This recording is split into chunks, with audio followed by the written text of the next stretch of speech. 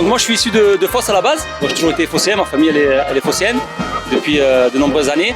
Je suis arrivé là par rapport à ce que la ville propose, donc c'est-à-dire des taureaux piscines, des abrivades, et je me suis pris de passion et aujourd'hui je suis là dans ces arènes pour azoter. Ça fait environ une dizaine d'années, j'ai commencé à 14 ans. À l'école taurine de Fos, il y a une école taurine, donc ce qui est bien pour les intéressés, qui est représentée par Max Zaffaroni et Olivier Laurent. Dans le sport, il y a beaucoup de valeurs et nous on affronte un animal sauvage. Il n'y a rien de plus beau d'affronter un animal sauvage et il ne faut pas faire la faute. Donc c'est-à-dire que si faut avoir assez une régularité assez précise pour éviter justement de se faire blesser, parce que là on n'a pas le droit à l'erreur. On est au port de la Camargue, donc c'est vraiment des traditions qu'il faut pas perdre, parce que c'est vrai que si on continue un petit peu plus loin sur le port de Bouc-Martigues, malheureusement il n'y a plus d'animation que propose la ville. Donc c'est vraiment une culture ancrée depuis des années. C'est vrai qu'il y avait des manades avant, à l'époque à Fos, donc la manade de Berthier. C'est une passion, donc c'est-à-dire c'est une passion qui se transforme en sport et ça peut en devenir un métier. On peut faire ça, il y a des restaurants qui font ça à plein temps. Il n'y a pas de conditions particulières. Il faut avoir un minimum, c'est vrai qu'il faut avoir le biais, comme on dit chez nous, c'est-à-dire qu'il faut avoir le biais du taureau. Après avec ça, une fois qu'on a la passion, on peut se créer un physique, c'est-à-dire moi je n'étais pas comme ça, au début j'étais beaucoup plus costaud, donc je me suis créé un physique pour pouvoir raseter, et ça vient avec les entraînements de l'école taurine que l'école taurine propose. Il y a pas mal d'étapes, donc c'est vrai qu'il y a l'étape de l'école taurine, donc on va s'inscrire à 14 ans. Si on n'a jamais vu un taureau, on peut affronter un petit veau. Au début on fait avec un carotton, avec un petit frontal, des cornes factices, et après à ce moment-là on peut affronter un veau.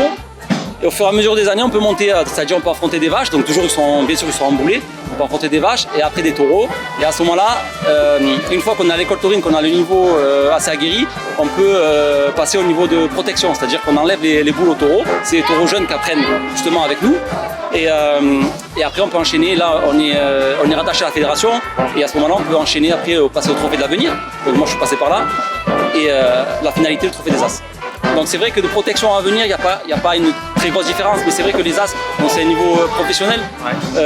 Il y a des taureaux qui sont là installés depuis de nombreuses années, donc c'est des taureaux qu'on connaît, qui sont réputés. Les raseteurs, c'est des raseteurs qui ont envie, des raseteurs qui ont gagné des trophées des As. Donc ça commence en mars, la saison commence en mars et il faut finir en octobre. Donc il faut vraiment essayer d'être assez régulier sur cette période, pas être blessé et être en forme en fait tous les dimanches et jours fériés, à 100%. J'ai rencontré un exemple, un taureau Chicharito il s'appelle, de la manade Caillan. J'ai pu le rencontrer en début de ma carrière, donc il y a quasiment 9-10 ans, et je l'ai rencontré encore ce dimanche dernier à Montguès. C'est vrai que c'est un stress permanent, c'est-à-dire tous les dimanches c'est vrai que c'est un stress pour ma femme, pour les enfants. Les enfants ils sont pas conscients encore, mais c'est vrai on consacre une vie en fin de compte à cette passion, et c'est vrai que ça fait du bien, ça fera du bien au moment de prendre la retraite, et les enfants, on verra leur destinée, mais c'est vrai que j'ai un peu de... C'est clair. On est en train de faire un projet avec la ville justement pour intervenir dans les écoles, parce que c'est Fos, comme on a dit, c'est vrai que c'est les portes de la Camargue, mais il n'y a pas tous les enfants qui connaissent la course camarguaise. Quand on se rapproche plus de la Camargue, c'est-à-dire Arles, Nîmes, donc c'est vrai que tous les élèves sont informés, surtout dans les écoles.